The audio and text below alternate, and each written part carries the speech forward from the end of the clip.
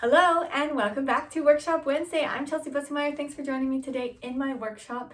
And I'm super excited today. My little niece is gonna come into the world any day now. And we had a false alarm last night. So I was at the hospital with my sister at 1 o'clock last night. And then we're back home now. But I'm still super stoked for whenever this little girl decides to join us. But today I'm working on a little project.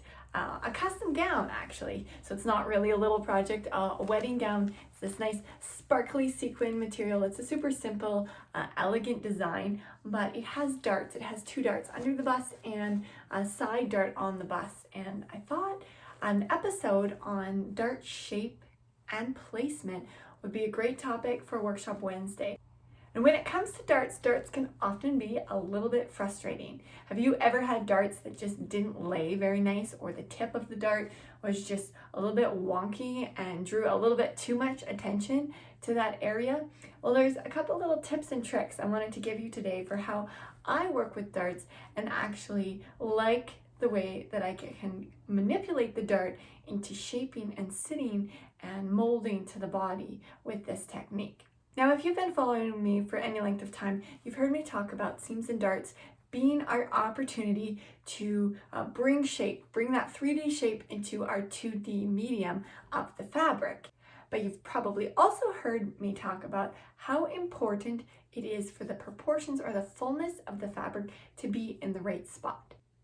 And that's true of seams as well as darts. Now, the first thing you want to do is really look at the body that you're shaping, or if you're reshaping darts, try on the garment and see where is the dart just failing you. How is it sitting? Is it the tip of the dart that's just too pointy and square? Is the dart too deep and adding too much fullness at the end of the dart? How a dart actually works is it removes fullness from like your waist, and then it fades out into wherever you need that fullness, whether it be your chest area or for the hips or the bum.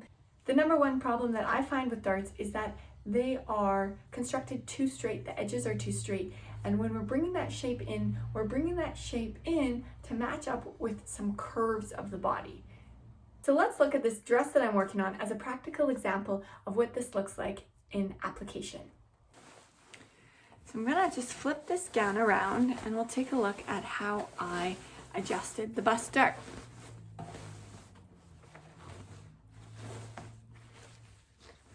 So I have already removed some seam allowance in this scenario that was on the original dress, but I've drawn 2 lines here showing the original dart that I placed in the garment and then my new adjusted dart after the fitting.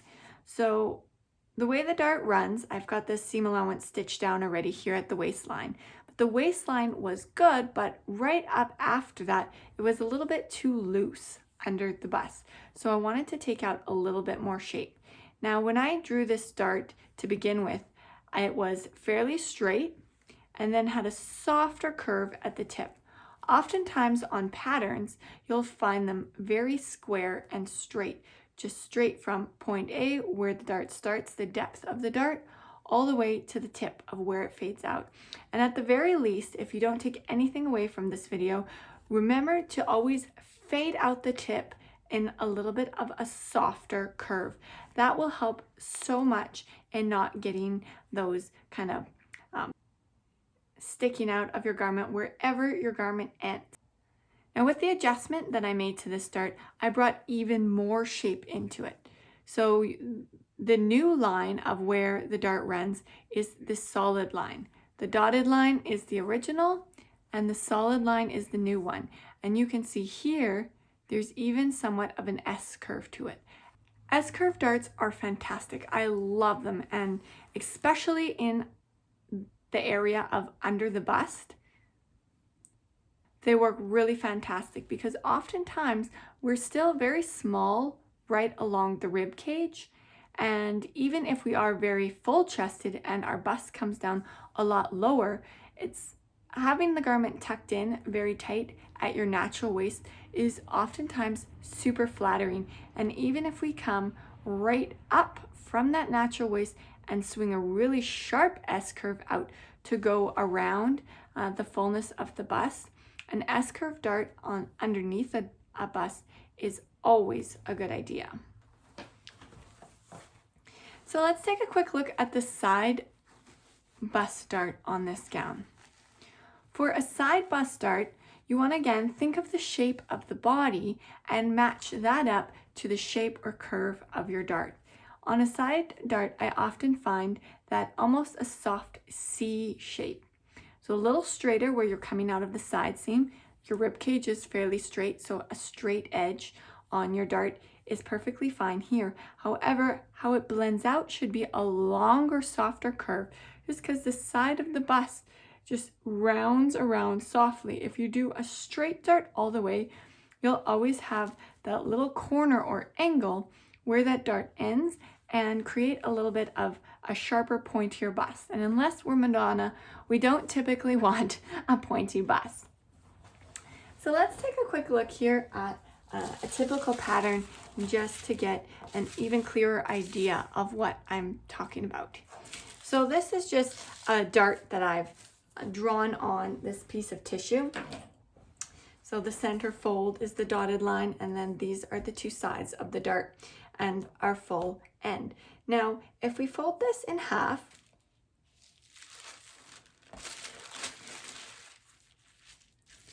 then you can see kind of the side profile again, that there's almost an angle or a corner here where the dart ends.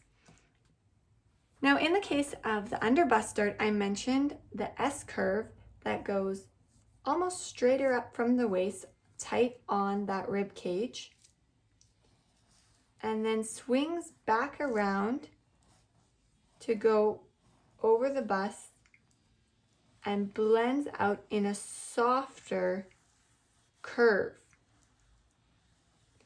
You can see even from the side profile of this line that it matches better to the shape of an actual bust. Now the same thing is true if we flip this dart around and think about a skirt or a trouser, and this being the dart over the bum. Oftentimes we'll have either a very straight or even an inward curve kind of in the low or small of the back, and then it will round out over the bum.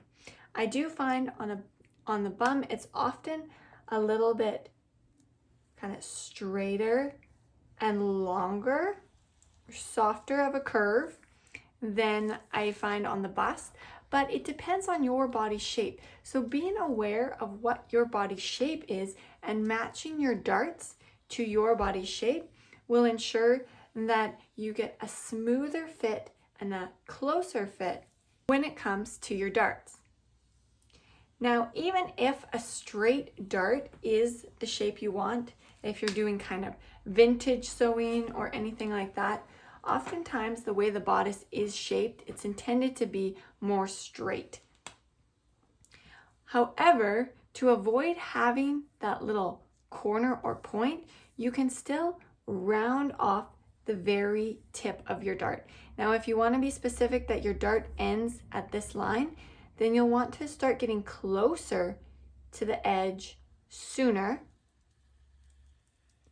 and after continuing on the straight line.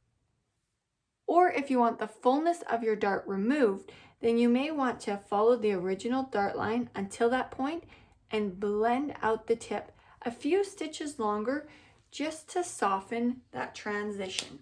Always ensuring that you do both the right and the left side of the dart the same length. It's very important that your darts end at the same point wherever they do end. Always remember that your projects are your projects and that you have the best overview of them when you are creating them and trying them on. So whatever the pattern says, you can always adjust that to better suit and better fit your body.